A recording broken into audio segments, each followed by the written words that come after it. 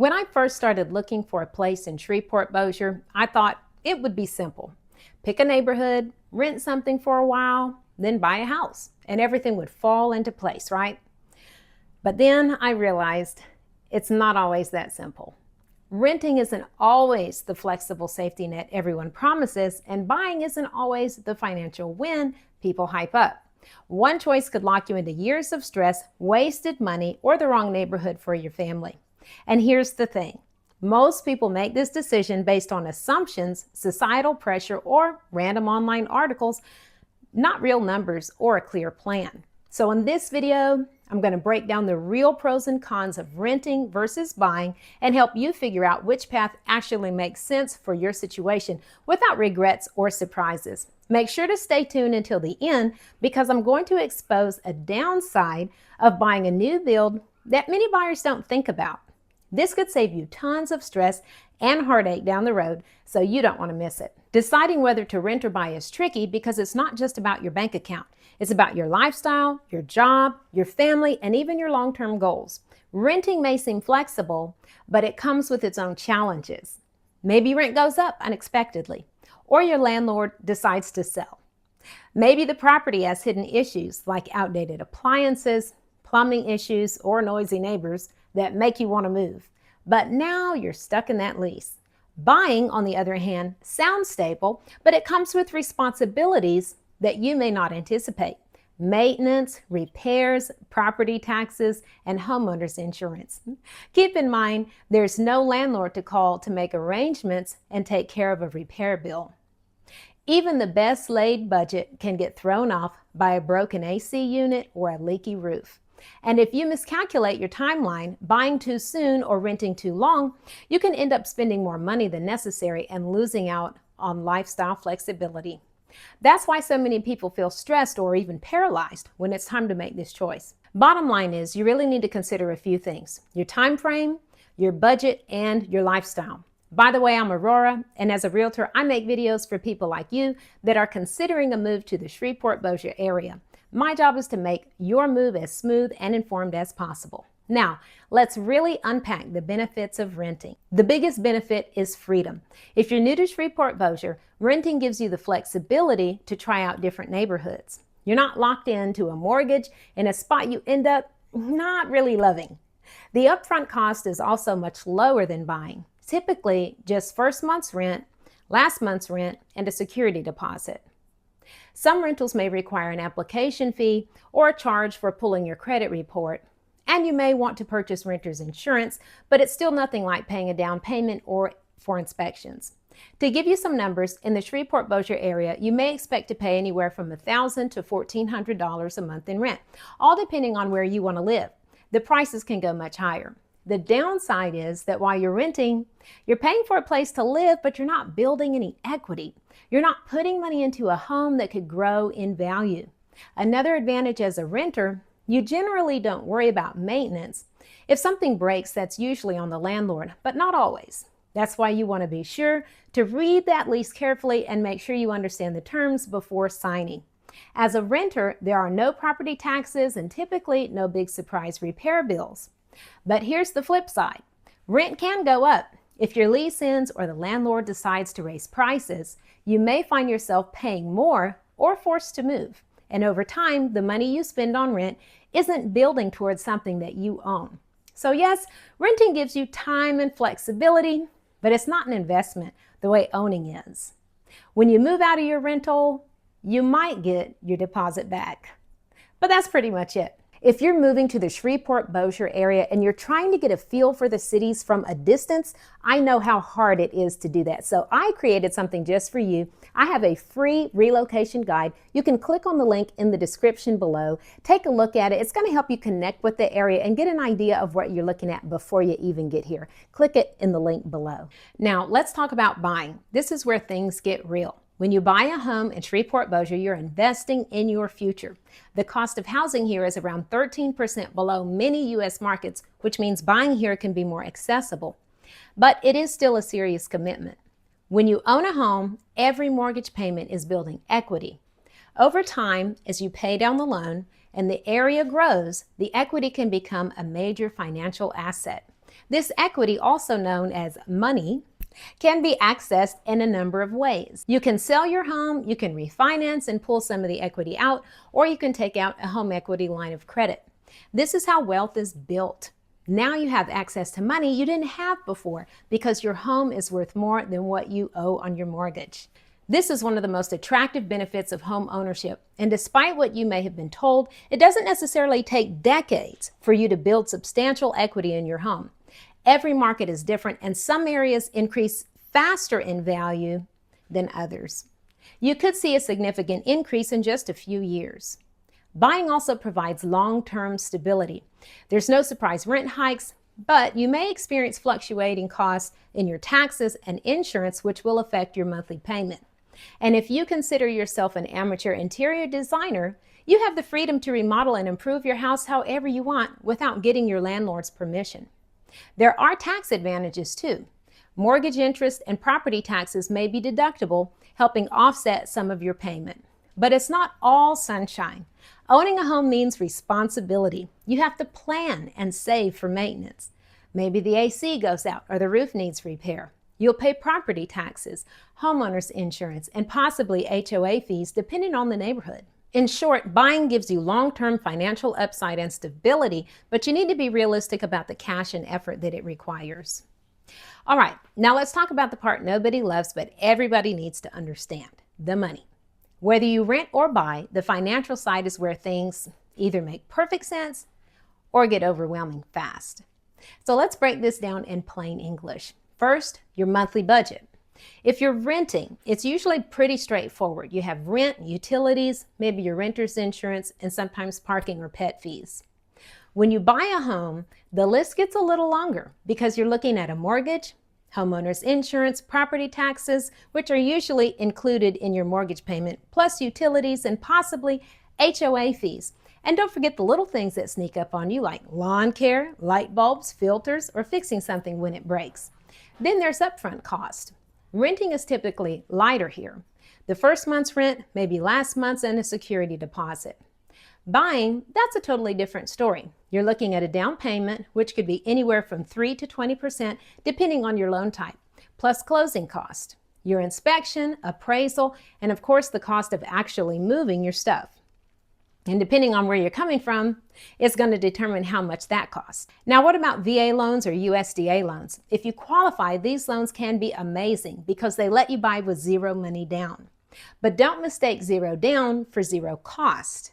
You'll likely still have a VA funding fee for the VA loan, unless you're exempt, plus appraisal fees, inspection cost, and the usual closing costs associated.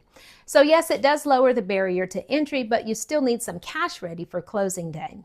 Keep in mind, you can always ask the seller to cover some of these costs for you.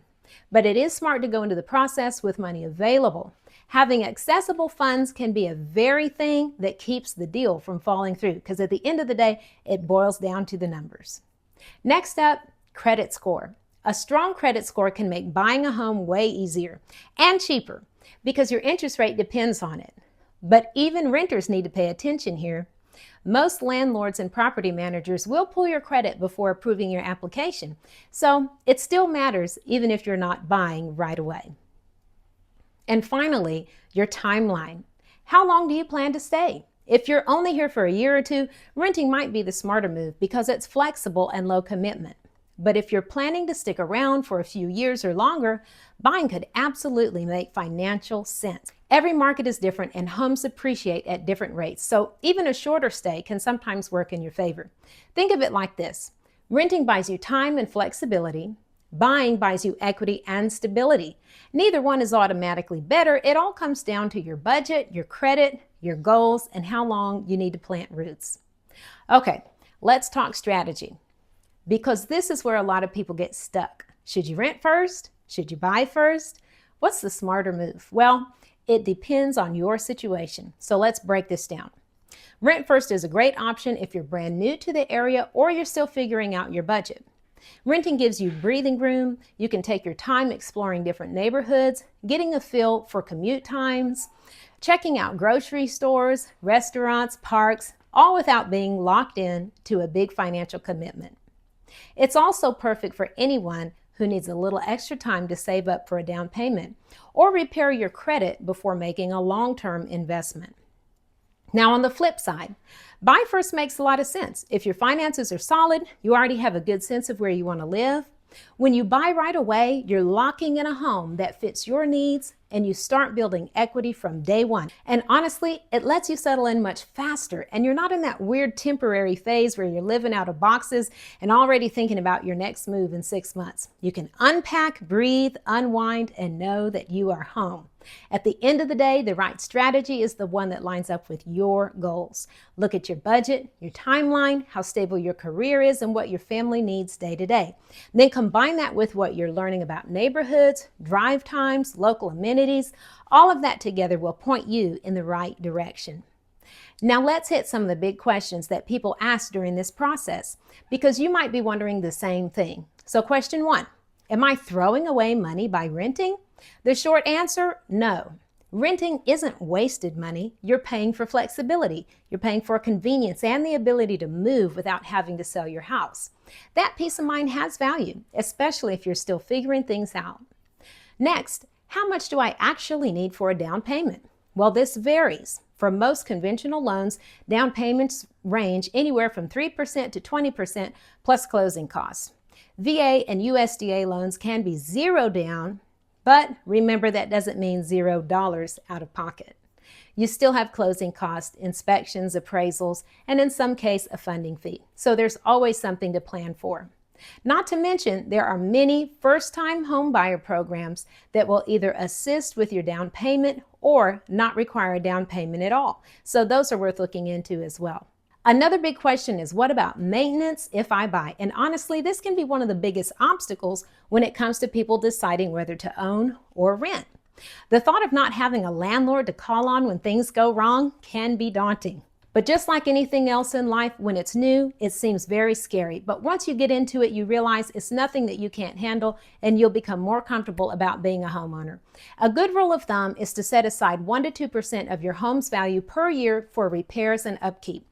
So if you buy a $200,000 home, you'll want to save $2,000 to $4,000 a year for the just-in-case kind of things. Sometimes you won't need it, and sometimes the water heater will decide that it's had enough and tap out on a Tuesday. Unfortunately, that does happen. The ability to enjoy homeownership has a lot to do with expectation and preparation. Expect the unexpected and prepare by setting money aside in advance. Then when the breakdown happens, you're not saying, "Oh no, what am I going to do?" You simply schedule the repair, pull the funds from an account set aside just for this, and keep on going with your day. You won't even have to skip your morning Starbucks because your day-to-day budget hasn't been impacted. Well, we hope it hasn't, at least. Another option for planning for repairs is purchasing a homeowner's warranty. Some find these beneficial and some don't. Typically, you pay for the warranty either once a year or you can pay it by the month. If you have an item in your home that breaks down and it's covered by the warranty, you just pay a flat fee for the repair work to be done. In my experience, these companies come through on the repairs, but when it comes to replacing, they'll find every loophole to keep your current system patched up and running. But they can provide peace of mind, and I definitely recommend any first-time home buyer, or if you're purchasing an older home, I recommend that you purchase a homeowner's warranty as well. Oftentimes, they can be purchased as part of the contract negotiations when buying the home. Knowing the answers to these questions up front helps you to prepare, avoid surprises, and go into your decision feeling confident instead of stressed. Now, deciding whether to rent or buy in Shreveport-Bossier doesn't have to be overwhelming. Renting gives you flexibility, buying gives you stability and equity. The right choice depends on your finances, your timeline, and your lifestyle.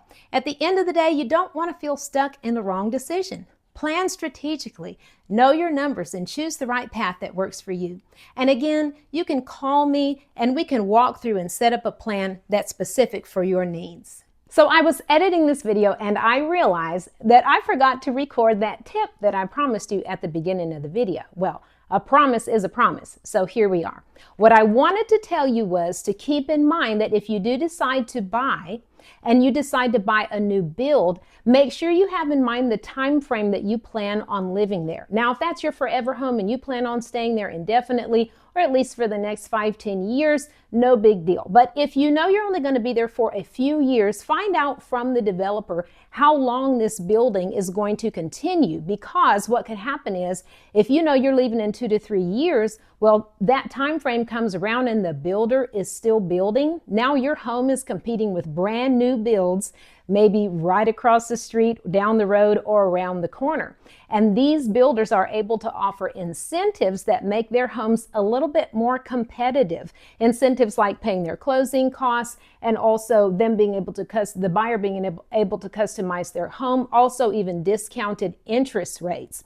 Not only that, but it's a brand new home compared to a used home. So it makes the market a little bit more competitive when you are competing with the builders' new homes. Not only that, you haven't had that much time to build equity in your home so that you can price your home competitively, because at the end of the day, everybody's got to get paid. You got to pay the mortgage, the realtor, and all the costs that come associated with selling a home. So do keep in mind, if you're buying a new build, make sure you know the time frame that the developer has for when they're going to finish these new builds, and more importantly, know how long you intend to stay there. And if schools are on your radar while you're planning this move, you definitely want to watch this video.